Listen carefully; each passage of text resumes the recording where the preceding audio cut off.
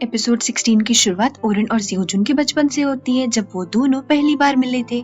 सियोजुन एक पार्क में अकेला झूला झूल रहा था, तभी ओरेन उसके पास आती है और उससे पूछती है कि उसका नाम क्या है। सियोजुन अपने नाम के साथ ओरेन को अपनी उम्र भी बताता है और साथ ही साथ ये भी बताता है कि वो सियोरी प्राइमरी स्कूल में पढ़ता है। स्कूल का नाम सुनती ओरेन खुश हो जाती है और सियोजुन से कहती है कि मैं भी इसी स्कूल में पढ़ती हूँ। सियोजुन जैसे ही ओरेन से उसका नाम पूछता है, दोस्तों ओरेन को बुला लेती है, पर जाने से पहले ओरेन सियोजुन को अपना नाम बता देती है।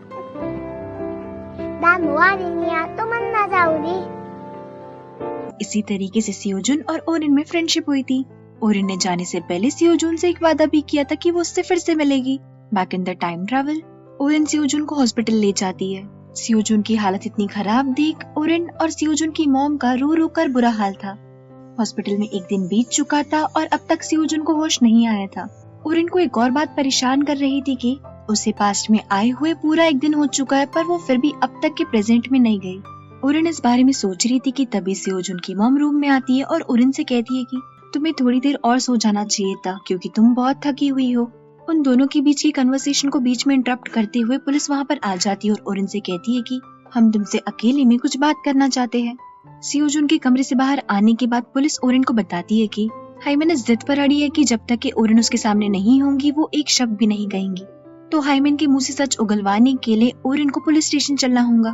पुलिस ओरेन से ये भी कहती है कि डिसीजन पूरा का पूरा उसी पर निर्भर करता है, अगर वो चाहे तो उनके साथ नहीं भी आ सकती है, पर अगर वो पुलिस स्टेशन चलती है तो उसकी सिक्योरिटी की सारी जिम्मेदारी पुलिस पर होंगी। हाइमेन के मुंह से सच उगलवाने के लिए ओरेन पुलिस के साथ जाती है। पुलिस स्टेशन में जैसे ही हाइमेन ओरेन को देखती है, वो ओरेन की बहादुरी की तारीफ करने लगती है, पर ओरेन भी हाइमेन से कहती कि यहाँ पर तुम मेरा बाल भी बांका नहीं कर सकती, तो बेहतर यही होगा कि तुम अपना मुंह खोलकर पुलिस को सच्चाई बता दो। ओरेन के ये कहती है हाइमेन उससे पूछती है मैं बस ये जानना चाहती हूँ कि सियोजुन अब तक जिंदा है या वो मर गया। हाइमेन की इस बात पर ओरेन उसे साइको बुलाती है। फ्लैशबैक में हम देखते हैं जिस समय सियोजुन के हाथ में नाइफ आ गया था, वो बस उस नाइफ को पकड़ के रखता है और हाइमेन को नहीं मारता, पर हाइमेन इस मौके का फायदा उठाती है और अपनी जेब से नाइफ निकाल कर सियोजुन को मार देती है। हाइमेन फिर से एक और बार सियोजुन को नाइफ से मारना चाहती थी, पर सियोजुन की किस्मत अच्छी थी कि पुलिस इस बार टाइम पे आ जाती है। पुलिस के सायरन की आवाज सुन हाइमेन वहाँ से भाग जाती है और पुलिस सियोजुन को रेस्क्यू कर लेती है। Back in present hymen Oren से कहती है कि पर अब तक मैं गलत इंसान को निशाना बना रही थी क्योंकि सियोजुन की जान तो तुम में बसती है, तो अगर मुझे सियोजुन को तड़पाना है तो मुझे तुम्हें तकलीफ देनी होगी और तुम्हें दर्द देने के लिए मैं किसी भी हद तक जा सकती हूँ। तुम बस मेरी जेल से बाहर आने का इंतजार करो और फिर देखो मैं तुम्हारे साथ क्या क्या करती हूँ। हाइमेन की इस बात पर ओरेन को बहुत गुस्सा आता है। ओरेन उससे कहती भी है कि हर किसी को अतीत को बदलने के लिए बहुत बड़ी कीमत चुकानी होगी, पर हम सबसे बड़ी कीमत तुम्हें चुकानी होगी क्योंकि जितना खिलवाड़ तुमने अतीत के साथ किया है उतना हम में से किसी ने नहीं किया, और अगर तुम इससे किसी तरीके से बच भी गई ना तो चिंता मत करना क्योंकि मैं तुम्हें तुम्हारे किए की सजा देकर ही रहूंगी। ओरेन की सारी बातें सुनने के बाद भी हाइमेन बेशर्मों की तरह ओरेन को चैलेंज करती है। ओरेन जैसी पुलिस स्टेशन से बाहर निकलती है उसे सियोजुन की मॉम का कॉल आता है और फोन की दूसरी साइड पर वो रो रही थी। सियोजुन की मॉम पता नहीं ओरेन से क्या कहती है। ओरेन भागते हुए हॉस्पिटल जाती है, पर वहाँ पहुंचकर ओरेन की जान में जान आती है क्योंकि सियोजुन बिल्कुल ठीक था।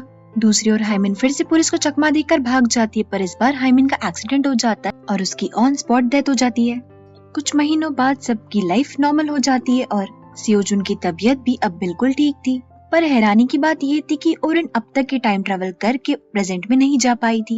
एक दिन युनसोंग ओरेन से कहता है कि क्या तुम सच में फ्यूचर से आई हो? युनसोंग के इस सवाल का जवाब ओरेन हाँ में देती है, तो युनसोंग ओरेन से एक और सवाल पूछता है कि क्या 10 साल बाद भी हम लोग फ्रेंड्स हैं? तो ओरेन मुस्कुराते हुए कहती है कि 10 साल बाद तुम मेरे बेस्ट फ्रेंड हो। इस बात से खुश होकर युनसोंग वहाँ से चला जाता है। दरअसल युनसोंग ओरेन से अपने मन की बात कहने वाला था कि वो उसे कितना पसंद करता है, पर ओरेन और सियोजुन के बीच का प्यार देख युनसोंग अपने कदम पीछे ले लेता है। युनसोंग के वहाँ से जाने के बाद सियोजुन ओरेन से मिलता है और ओरेन सियोजुन को प्रपोज करती है। सियोजुन भी ओरेन को टीज करते हुए हाँ कह देता है और वो दोनों डेट करने लगते हैं।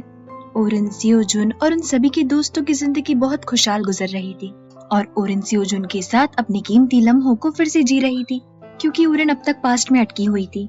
कुछ सालों बाद हम देखते कि ओरेन और सियोजुन का रिश्ता अभी भी उतना ही मजबूत है जितना कि पहले था। सियोजुन का रिलेशनशिप अपनी मॉम के साथ भी बेहतर होता जा रहा था। एक दिन जब सियोजुन ने अपनी मॉम से पूछा था कि क्या वो अब भी हाइमिन को लेकर परेशान है तो सियोजुन की मॉम उससे कहती है कि कभी कभी मुझे इस बात पर पछतावा होता है कि अगर मैंने हाइमिन पर ज्यादा ध्यान दिया होता तो आज मुझे ये दिन नहीं देखना पड़ता। इतना कहने के बाद सियोजुन की मॉम उसे मोटिवेट करते हुए कहती है कि मैं चाहती हूँ कि तुम अपनी जिंदगी अपनी शर्तों पर जियो, बिना किसी की चिंता करे, बस वही करो जो तुम्हें अच्छा लगता है। सियोजुन भी अपनी मॉम की बात मानकर अपने पैशन को ही अपना करियर बना लेता है। कुछ सालों बाद जब सियोजुन एक बड़ा फोटोग्राफर बन जाता है, वो अपनी मॉम से कहता है कि आपके एडवाइस के लिए मैं आपका दिल से शुक्रिया अदा करना चाहता हूँ। सियोजुन की कामयाबी देख उसकी मॉम भी बहुत खुश होती है। अपनी मॉम से मिलने के बाद सियोजुन ओरेन से मिलता है। ओरेन सियोजुन से उन मैजिकल फोटोज के बारे में पूछती तो सियोजुन उसे बताता है कि उस कैमरे से खींची गई हर फोटो हमें पास्ट में नहीं ले जा सकती, और अगर हर फोटो हमें पास्ट में ले जा पाती तो अब तक के हम 2011 में ही अटके होते, यानी कि हमारी पास्ट में। अपनी लाइफ की सबसे बड़ी मुसीबत से लड़ने के बाद सियोजुन और ओरेन अपनी आगे की जिंदगी खुशी खुशी बिताते हैं। सीरीज खत्म होते होते हमें एक और फ्लैशबैक दिखाया जाता है जिसकी बिल्कुल जरूरत नहीं थी, पर फिर भी अब दिखा दिया है तो सुन लो।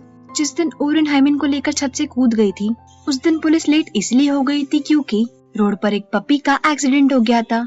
पर जिस दिन हाइमिन ने सियोजुन पर हमला किया था, उस दिन पुलिस इसलिए जल्दी आ गई थी क्योंकि उसी दिन उस पपी को ओरेन ने बचा लिया था। सीरीज के एंड में एक आदमी उसी फोटो स्टूडियो में जाता है जहाँ पर सियोजुन अक्सर अपनी फोटोज डेवलप करवाया करता था। ये सीन एक हिंट है कि इस सीरीज का सेकंड सीजन भी हो सकता है, और इसी सीन के साथ ये एपिसोड और ये सीरीज यहीं पर खत्म हो जाती है। Thank you so much everyone for watching this video till the end. Comment section में मुझे बताना आपको ये सीरीज पसंद आई या नहीं। वैसे मुझे ये सीरीज ठीक ठाक लगी, अगर टाइम पास करना है तो देख सकते हो, वैसे इतना कुछ खास नहीं है इस सीरीज में। Take care of yourself guys, see you in the next explanation.